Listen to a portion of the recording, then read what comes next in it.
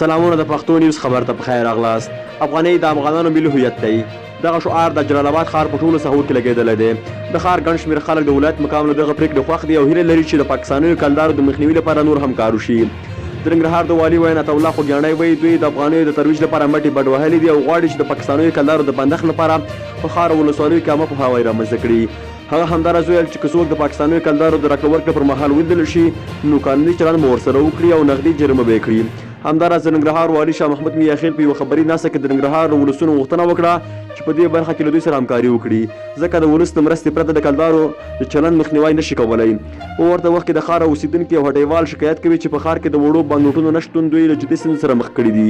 خو افغانستان بانک بیا وایي چې په ښار کې واړه بانکنوټونه ویشلي دي او خلک کولی شي چې له وړو بانکنوټونو استفاده وکړي.